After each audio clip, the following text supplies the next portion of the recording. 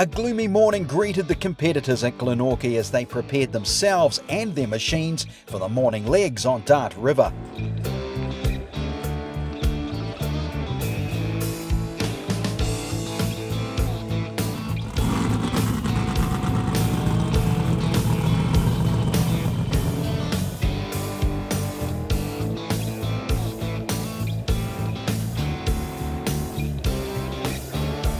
The rain wasn't going to cause any issues, but the lack of light and a dirty river would certainly make them work hard. The 35-kilometre run up was challenging for everyone, regardless of the power plant pushing them along.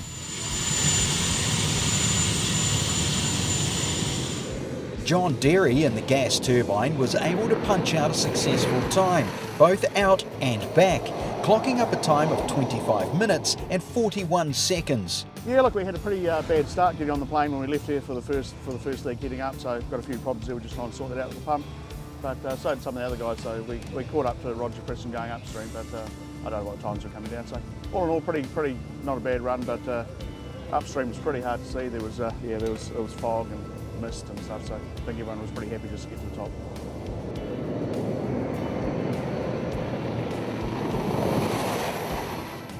Following him home was Tom Kelly in the Golden Homes turbine, content with his position on the table after just 2 runs, albeit 45 seconds slower than Derry. It's quite dark heading up, which was, the general consensus from everybody. So, but no, we hit most of the things we wanted to. We missed probably one above the bridge, a little bit of dry landing there, but nothing to sort of unsettle us or anything. And then pretty clean on the way down, so happy with that. No noises, pressures and temps are all good, so that's all we can ask for at the moment.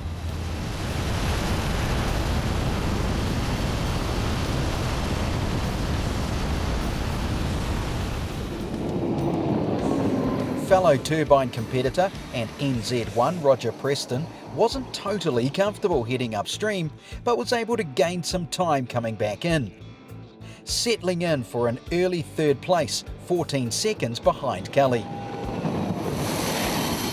Yeah, the upstream leg, it was we couldn't get on the plane. Probably lost 40 or 50 seconds there, and then it was really hard reading. It was hard to tell the difference between the water and the banks, and it was like that was still dark.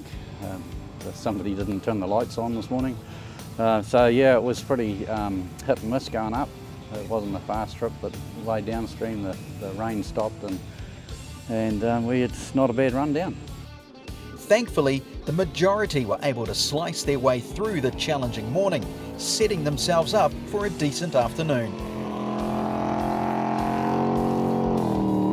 But while generally all of them had a good time, there were some who unfortunately did not.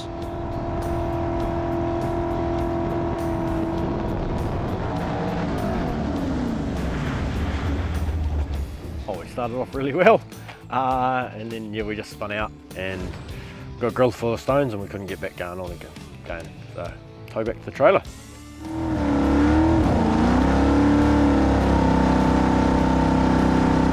Well, so we missed getting up to the top, so we missed the downstream, but hopefully we'll get going again for the next upstream this afternoon. And fingers crossed we make it to the top. The afternoon legs were a clean and tidy affair for all but one, John Derry not starting the last leg. This produced an immediate change to the standings, but while the competitors were generally happy with their afternoon runs, they were still having to fight hard for their positions.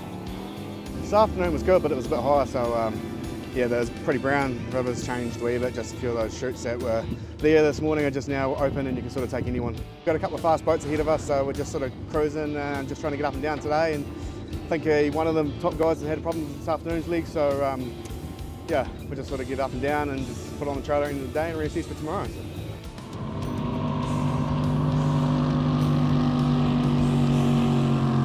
Perfect. We got up and down all 4 runs without having to have a push and dry feet. Boat's back on the trailer in one piece, so yeah, we had a horrible day yesterday pre-boating. We got horribly stuck and ended up getting a chopper in to pull the boat back to deep water for us, so that's been fun on the back of our mind all day, but we're here, looking forward to tomorrow.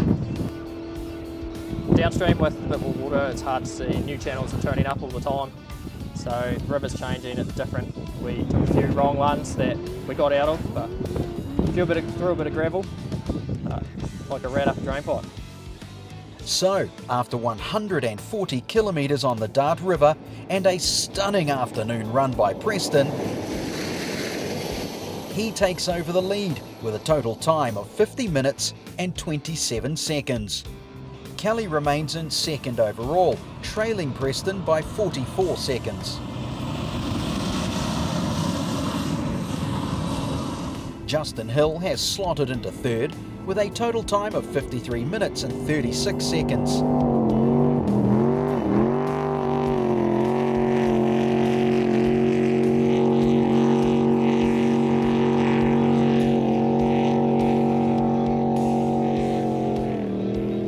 With Richard Foster and Craig Plunkett leading their individual CX and FX classes.